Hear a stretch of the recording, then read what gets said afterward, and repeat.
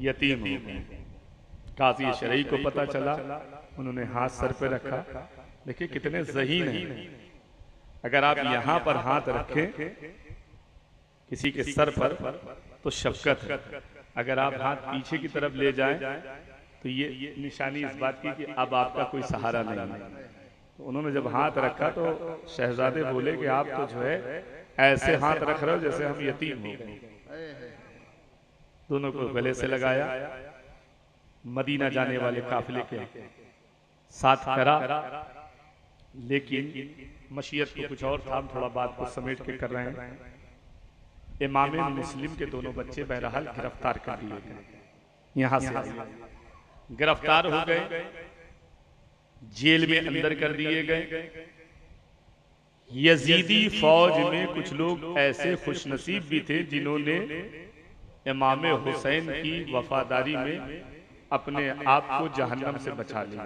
सुभान अल्लाह, सुभान अल्लाह। उसमें एक नाम हुर का है, बेशक, सुभान अल्लाह। दूसरा नाम हानी इब्ने अरवाह का है, बेशक, सुभान अल्लाह। तीसरा नाम मशकूर दरोगे जेल का है। बेशक। मशकूर की बात आई, दरोगे जेल जो होते हैं, हम ये कह रहे सब खराब नहीं थे यजीदी फौज में, यजीद खराब था। जो लोग यजीदी सोच के थे वो खराब थे, हुर खराब नहीं थे। खराब होते तो इमाम आली मकाम का फैजान थोड़ी मिलता है। हानी इब्ने अरवा ने यजीद के दरबार में जाना इमाम मुस्लिम की वजह से छोड़ दिया, यहां तक कि उनके नाक पे डंडा मार दिया गया, नक्सीर फूट गई, नाक टूट गई। मशकूर आए तो दोनों बच्चे सिटपिटाए बैठे थे, तो उस बच्चों को देखा, कहने लगे कि बच्चे डर गए, देखा जेलर आ गया। जेलर जानते हो वो जेलर का काम क्या है? जब वो नाश्ता कराता तो समझ में आ जाता है कि क्या कांड करके आए थे। वो आ गया और सिटपिटा गया। ये मशकूर की हमदर्दी नहीं थी, ये जो थी ये हमदर्दी मशकूर की नहीं थी, ये हमदर्दी अल्लाह की डाली हुई थी उसके दिल में। बगैर अल्लाह की मर्जी के निजाम मिजाज बदलता नहीं किसी का, जब तक अल्लाह नहीं चाहता। इसाले रसूल पर, लश्करे हुसैन पर अल्लाह की बेपनाह रहमतें बरस रही थी, कदम कदम पर रहमतें बरस रही थी। तो उन्होंने कहा कि बेटा क्यों डर क्यों रहे हो, क्या बात, मारा नहीं पड़ेगी, परेशान अभी तक नहीं जानते कौन है। बैरक खुलवाया, बैरक खोला, खोलने के बाद अंदर गए, उनके बदन से खुशबू आ रही थी। जो खुशबू बता रही थी, इस खुशबू का ताल्लुक जो है मक्कतुल मुकर्रमा की गलियों से भी है, मदीना तैयबा की गलियों से। सुभान अल्लाह, सुभान अल्लाह। जहां जहां से हुजूर गुजरे वहां से ताल्लुक है, उस बदन से ताल्लुक। तो ये तो समझ गए कि कोई रिस्पेक्टेड घराने के बच्चे हैं। सुभान अल्लाह। कहा आप कौन हैं? कहा हम इमाम मुस्लिम के बेटे हैं, हमारे अब्बा कूफा में शहीद कर दिए गए। पूरा अपना तारुफ दिया, हम औलादे रसूल हैं। सुभान अल्लाह, सुभान अल्लाह। अरे इतना कहना था जैसे मशकूर का सीना चौड़ा हो गया। हाय हाय हाय। कहने के परेशान ना होइए, सब कुछ मेरे राइट में है, सुभान अल्लाह। आपको हम आज रिहा कर देंगे, आप चले जाइए। खाना पीने का इंतजाम किया, बच्चों को खिलाया, दुलारा, पुचकारा, अपनी वफादारी का इजहार किया। और जेल में उनके सिवा, उन बच्चों के सिवा और भी कोई इस वफादारी को देख रहा था। वो देखने वाली जात इमाम हुसैन की भी थी, सैयदुल अंबिया रसूलुल्लाह सल्लल्लाहु अलैहि वसल्लम की जाते पाक भी थी, जो दुनिया की हर उम्मती पर नजर रखते हैं। सुभान अल्लाह। रहते उम्मते खजरा की छांव में है। क्या यहाँ नहीं देख रहे हम लोग बैठे जिक्र कर रहे हैं उनके नवासे? क्या कादिरी साहब के गयास, कादिरी साहब के जज्बे को नहीं देख रहे? आपकी जज्बात को नहीं देख रहे? सब देख रहे हैं। तू यहाँ भी है, तू वहां भी है, तू कहाँ नहीं, तू किधर नहीं, तू नजर के सामने है, मगर तुझे देखे ऐसी नजर नहीं। सुभान अल्लाह। हुजूर देख रहे हैं, सब देख रहे हैं। रात में रिहा कर दिया, बच्चे चले गए। सुबह शोर हुआ कि बैरक में जो बच्चे, अच्छा वो बहुत इंपॉर्टेंट थे कैदी उन लोग के हिसाब से, बहुत बहुत अहम कैदी थे। और ये फला नंबर की बैरक से सारे दोनों कैदी गायब हैं। तो रिस्पॉन्सिबिलिटी तो जो बनती है वो दरोगा ये जेल की बनती है, जो निगरा उसकी बनती है। बुलाए क्या जवाब के लिए मशकूर को? कहां है वो बच्चे? कोई ये नहीं कहा कि हमें क्या पता, कुछ नहीं। कह लगे हमने उनको रिहा कर दिया। कि बोलो यार सुभान अल्लाह, हमने उनको रिहा कर दिया। सुभान अल्लाह, सुभान अल्लाह। कह लगा मालूम है तुम्हारे साथ क्या होगा? अब तुमको ये जवाब मशकूर का है, तुम्हें मौत के घाट उतार दिया जाएगा।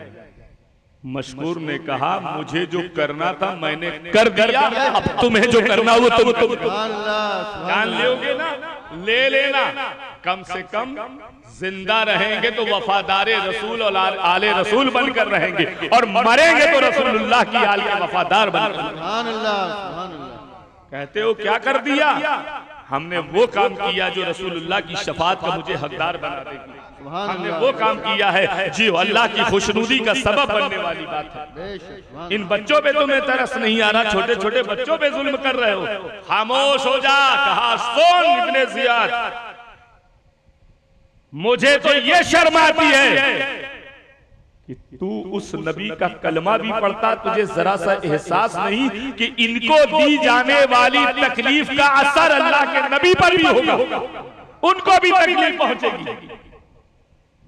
बहरहाल ये गुफ्तगू हुई, मशकूर के बाद आगे बढ़ा सिलसिला।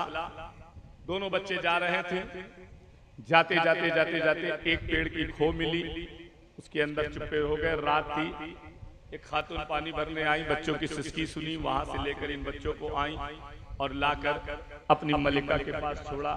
ये बस आखिरी गुफ्तगू ला के मलिका के पास छोड़ा। मलिका मुहिब्बे अहले बैत थी, उसको मालूम पड़ा कि ये आले रसूल हैं। उसने बड़े एहतराम और सुकून के साथ इन्हें एक कमरे में रखा, खाना पीना वगैरह जो भी कर सकती थी करा। ये बीबी थी हारिस की। हारिस आया, वही इस बात हुई कि वो कहने लगा आज अगर हमें दोनों बच्चे मिल जाते तो आज बड़ी मौज होती, बहुत इनाम मिलता। धीरे से जब रात हुई तो एक कमरे में दोनों बच्चे सो रहे थे और एक बच्चे ने अपने वालिद को ख्वाब में देखा और वो चीख उठे, उनकी आवाज निकल गई। दूसरे ने, बड़े ने उसको अपने गले से लगाया, खामोश किया। हारिस को जब एहसास हुआ कि मेरे घर में बच्चे हैं, उसने अपनी बीबी से पूछा मेरे घर में मेरा तो कोई औलाद नहीं, मेरी कोई छोटी औलाद तो नहीं है, ये कौन बच्चे हैं? बताया ये औलादे अली हैं, ये रसूलुल्लाह की आल है। ए हारिस, इनके साथ कोई जुल्म ना करना, इनसे मोहब्बत करना, इनकी मोहब्बत जरिया निजात है, इनकी मोहब्बत खुदा की रजा को हासिल करने का जरिया है, इनकी मोहब्बत रसूलुल्लाह सल्लल्लाहु अलैहि वसल्लम की मोहब्बत है इनके साथ। लेकिन सालिम आगे बढ़ा, कमरे में घुसा, दोनों बच्चे देखकर सिटपिटा गए। इसने हजरत इब्राहिम बिन मुस्लिम के सर के बाल को पकड़कर जालिम ने जमीन पर गिराया और गिराने के बाद मुंह पे तमाचा मारा, खींचते हुए ले जा रहा है। अल्लाह अकबर। उसकी बीवी उसके पैरों को पकड़े है। जालिम छोड़ दे, इन बच्चों के साथ जफा न कर, इन बच्चों के साथ अपनी जुल्म को न बढ़ा, क्योंकि इनके साथ की हुई जो जुल्म की दास्तान है उसका बदला जहन्नम है, तो खुदा के कहर का मुस्तहिक होगा। कहने वाले ने कहा था जिस वक्त नमूदार हुए सुबह का आसार, दरिया पे जला लेकर यतीमों को सितमगार चिल्लाती चली पीछे, ज़हीफ़ा जिगर अफगार, बिन बाप के बच्चे हैं ना जालिम तो इन्हें मार।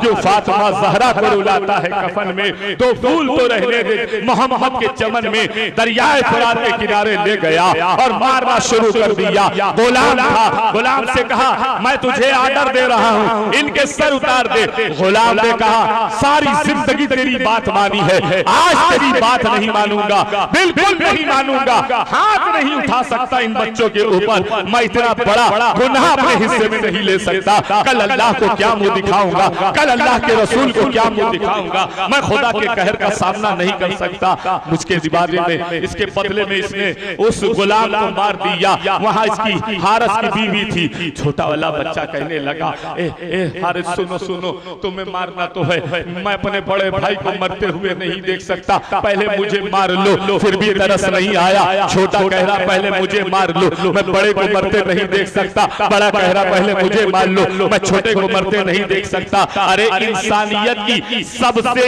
निचले दर्जे पर यजीदी जा चुके थे। इनके दिल में हमदर्दी जैसी कोई बात नहीं थी। उसी दरिया फरात के किनारे प्यासे बच्चों को इस लईन ने सरों को तन से जुदा कर दिया। बच्चे तड़पते रह गए। अल्लाह अकबर, अल्लाह अकबर। उसी वक्त उसने उन बच्चों के इन्ना लिल्लाहि व इन्ना इलैहि राजिऊन, उन बच्चे के सरों को झोले में रखा और इब्ने जियाद के दरबार में ले जाकर पहुंचाया। मैं आगे बात बढ़ा कर कह रहा हूं। जब इब्ने जियाद के दरबार में पहुंचा, कहा ए इब्ने जियाद, मैं इमाम मुस्लिम के बच्चों के कटे हुए सरों को ले आया हूं।